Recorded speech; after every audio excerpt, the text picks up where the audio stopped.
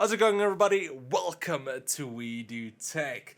Now, with NVIDIA's latest RTX 20 series graphics cards being released, we have real-time ray tracing enabled that will make our games look as beautiful as possible, but you will be paying somewhat of a premium for that. But also with the recent new RTX 2070 graphics cards, you will be able to have that option and not destroy your wallet completely. So we have already taken a look at MSI's most affordable RTX 2070 Armor Edition, but now we're gonna take a look at their top of the range RTX 2070 Gaming Z. Now, first of all, you do get three different RTX 2070 gaming models. You do get the standard gaming, the gaming X, and then the top one, the gaming Z. These three models does look pretty much exactly the same, and they mostly have the same specs with 2304 cores, 45 trillion RTX ops, 8 gigs of GDDR6 memory with speeds of 14 gigabits per second, and a base clock of 1410 megahertz. The main difference between these gaming cards is that they do have higher overclocks, with the gaming Z having a boost clock of 1830 megahertz, which is 120 more than the X and 210 more than the standard gaming. Now, prices will vary from model to model, and at the moment only the gaming Z is available with a retailing price of $599 or 12,799 Rand on Rebel Tech here in South Africa. That makes it around $50 to $100 more expensive than the cheaper Armor Edition. So let's find out if the higher gaming Z is going to give you a more performance out compared to the Armor for the higher price tag. Now, as for the design of the card, it does kind of resemble a smaller Gaming X Trio card with a dual fan design, a black and silver color scheme, and a cool steel textured pattern. Also on the back, you do get an aluminum silver back plate with MSI's logo in black. Now, also just like the Gaming X Trio, it does have plenty of RGB lighting with the MSI logo on the side lighting up, and then also underneath around the fans you get 4 lighting zones. The RGB lighting can be controlled through MSI's Mystic lighting software that has plenty of effects and colors that you can choose between, and then also you can sync up all of your MSI Mystic lighting enabled products together to get a cool in-sync lighting effect, whether it's your motherboard, your graphics card, your fans, or even your peripherals. As for the size of the card, it does have a length of 307mm, a width of 155mm, and a height of 50mm for a standard dual slot card. The card also weighs in at just under 1.5 kilograms, which is a bit more on the heavier side, but luckily MSI did also include a nice GPU support bracket to help prevent any sagging. Now, as for your I/O connections, you do get 3 DisplayPort 1.4 connections, 1 HDMI 2.0B port, and then also 1 USB Type-C port for your virtual reality. The Armor also uses an 8+2 phase PCB with 8+6-pin power connections that draws around 125 watts, so we do recommend a power supply higher than 550 watts.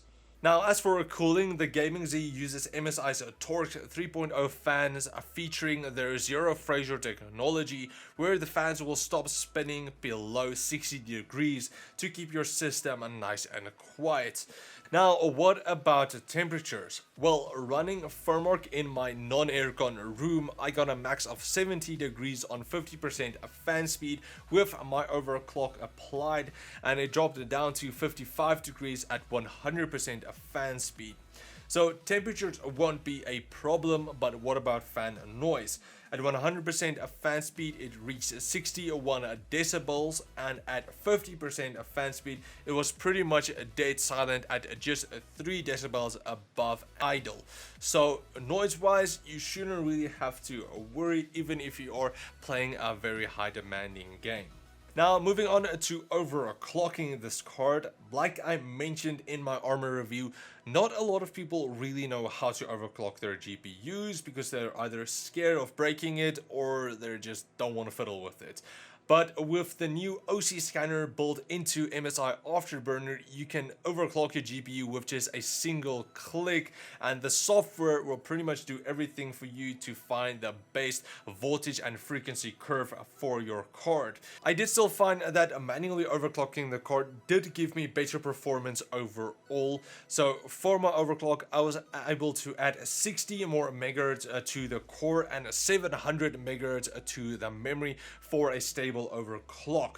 Now getting into our benchmarking, and even though this is still a RTX card which does feature ray tracing, there isn't really any games that support ray tracing yet. There are going to be more games that is going to support it, but at the moment, at the launch of this card, there isn't any games, so I wasn't able to really test that. But maybe later on, once there's more games, we will be able to see how the 2070 performs with ray tracing enabled.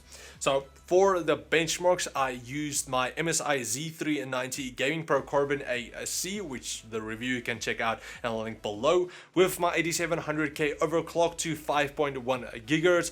I used 32 gigs of Corsair Vengeance memory overclock to 3000 megahertz and a 600 watt Corsair GS600 power supply, all inside a Corsair Obsidian 500D case. So here are my benchmarks between the more expensive higher end gaming Z versus the more affordable Armor Edition, which is not this one.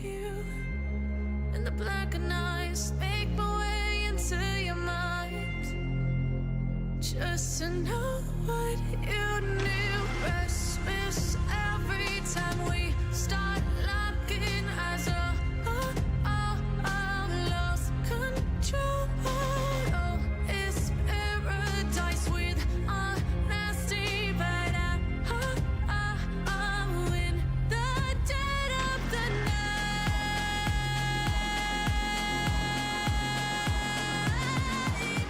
Let the darkness take control.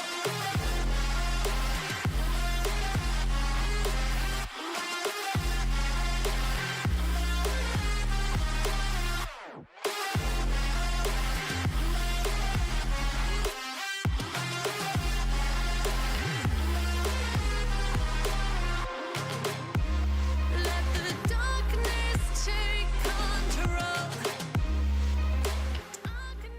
So after the benchmarks, we can see that the 2070 is still going to be a perfect option for 1440p gaming, whether it's the Gaming Z or the Armor Edition. Now, you guys might also have noticed that I didn't compare it to a 1070 or a 1080. Unfortunately, the reason is that I don't have those cards to compare it to. But if you want to see how the 2070 performs overall compared to those cards, you can watch some of the bigger YouTubers' reviews. But pretty much it's on par with a GTX 1080.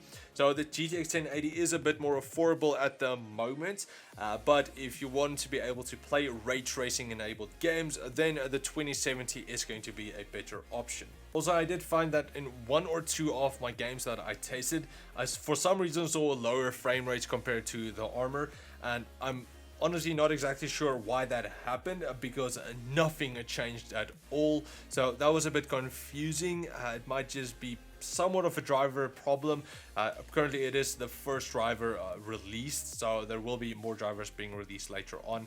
But pretty much in all of the other benchmarks we saw a lead with the Gaming Z compared to the Armor, but honestly not as much as I would have liked. Especially here in South Africa, where it does cost 2,000 Rand more, or around 18%, for only that tiny bit extra frames.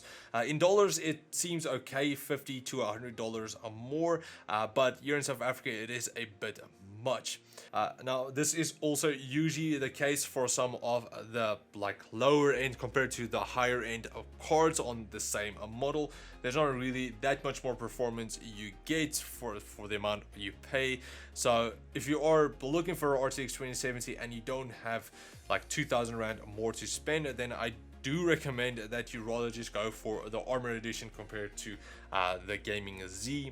Again, maybe when just the gaming model comes out, you will have that look, but not really pay that much more just for that tiny more performance out. So that is pretty much it for my review of MSI's Gaming Z, which is pretty much the highest end RTX 2070 from MSI. So if you want to get this card for yourself, I will leave links in the video description where you can find it on Rebeltech if you live in South Africa, or Amazon if you live overseas. And also just a big thanks to MSI for sending both of these cards over for review. Now, if you guys want me to review anything else, let me know down in the comments below. Also, let me know what you think of the Gaming Z compared to the Armor or just the RTX graphics cards entirely. Let me know down there. But that's pretty much it. Thanks for watching, guys, and I will check all of you next time. Cheers, guys.